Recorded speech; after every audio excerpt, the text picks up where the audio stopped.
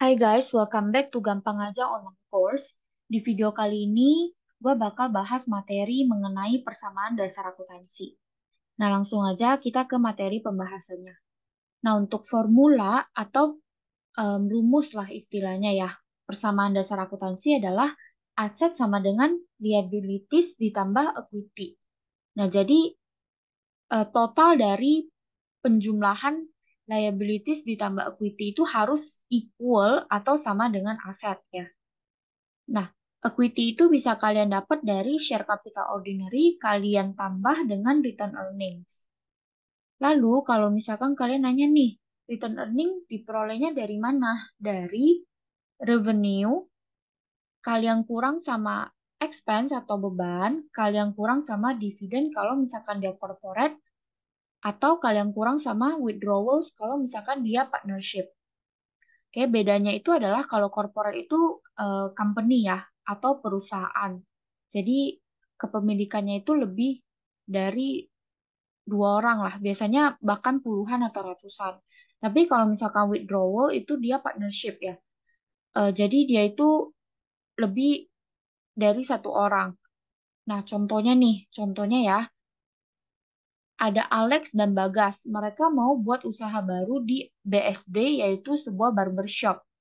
Setelah mereka diskusi, mereka memutuskan untuk Bagas menyumbang peralatan sebesar 50 juta dan Alex itu menyumbang cash atau uang tunai sebesar 50 juta. Nah, akhirnya terbentuklah bisnis barbershop bernama Barbershop aja. Nah, di sini kalian bisa lihat ya, eh, bisnisnya itu hanya dua orang, Alex dan Bagas. Nah, ini yang disebut dengan partnership. Nah, kalau misalkan case-nya seperti ini, nanti dibagikan keuntungannya itu, jadi misalkan bisnis mereka dapat untung nih. Nah, dibagiin. Bagiannya itu berupa withdrawal, bukan dividen, karena ini hanya berupa partnership saja. Oke, lanjut ya. Nah, kita akan bahas ke komponen-komponen yang ada di dalam persamaan dasar akuntansi tadi. Yang pertama adalah aset. Aset itu harta. Harta atau hak yang menjadi kepemilikan perusahaan. Nah, aset itu kalau misalkan di dasar-dasar akuntansi ini, kalian hanya akan mendengar istilah current asset atau aset lancar dan fixed asset atau aset tetap.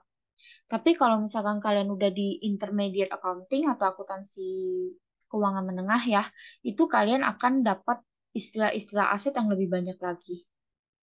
Oke, nah itu kalian bisa cek di video pembahasan mengenai statement of financial position ya. Nanti linknya bakalan gua cantumin di sebelah kanan atas. Jadi kalian bisa tinggal klik aja ya. Nah, di sini kalau current asset atau aset lancar itu adalah aset yang bersifat liquid atau kurang dari 1 tahun. Bisa cash, AR atau piutang, supplies atau perlengkapan, dan prepaid ya. Kemudian kalau aset tetap itu bisa berupa peralatan, mesin, gedung, ataupun tanah. Oke, ini untuk aset. Lanjut kita ke liabilities. Liabilities di sini kalau bahasa sehari-harinya kita sebut sebagai utang. Kalau bahasa kerennya kita sebut sebagai kewajiban. Nah, liabilities ini ada dua jenis, guys. Ada semua yang ada payable-nya. Jadi misalkan account payable, rent payable, utilities payable, itu termasuk ke dalam kategori utang. Ini untuk yang pertama ya, payable. Nah, yang kedua itu ada unearned revenue. Unearned revenue itu adalah akun utang juga. Nah, tapi case-nya itu adalah kita itu udah terima nih duitnya. Kita udah terima duitnya dari klien, tapi kita belum perform jasanya ke mereka. Jadi ibaratnya mereka bayar dulu nih duitnya di depan. Setelah kita dapat duit, kita baru perform jasa kita ke mereka. Nah, karena kita udah dapat duit, tapi kita belum perform, nah makanya kita akan akui akun yang namanya unearned revenue. Oke, lanjut ya. Kita ke equity. Equity itu adalah hak pemilik. Ada versi partnership dan ada versi corporate. Partnership tadi ya, itu kalau misalkan bisnisnya itu hanya terdiri dari satu atau dua atau tiga orang lah ya. Nah, ini tuh biasanya disebut sebagai kapital aja, equity-nya. Kapital namanya siapa gitu. Jadi nanti dibaginya itu sesuai sama yang disumbang dari tiap orang tersebut. Ketika kita misalkan udah tahu nih, eh, ketika revenue-nya itu kalian kurang sama expense, nanti dapat laba atau rugi. Kalau misalkan laba, nanti bakalan dibagi nih, misalkan 100 juta labanya. Nah, 100 jutanya itu nanti misalkan dibagiin ke Alex berapa, ke Andi berapa. Nah, sesuai dengan modal yang mereka taruh di awal. Kalau di awal tadi kan 50 juta kan mereka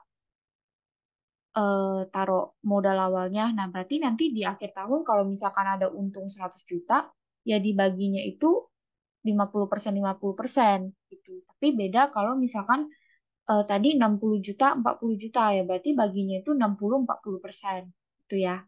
Nah, ini untuk versi partnership.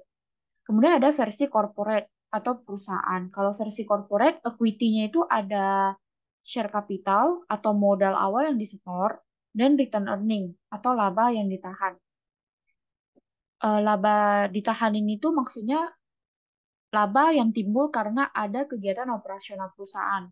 Nah, didapatnya itu tadi ya, dari revenue kurang expense kurang sama dividen.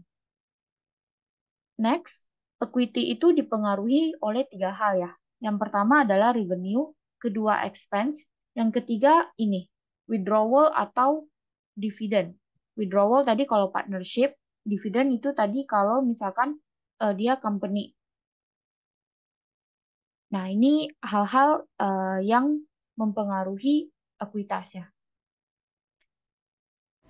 Thank you so much for watching this video. Semoga kalian ngerti ya sama penjelasan yang udah dibawain. Dan jangan lupa subscribe channel Gampang Aja karena bakalan banyak materi-materi yang bisa kalian pelajarin.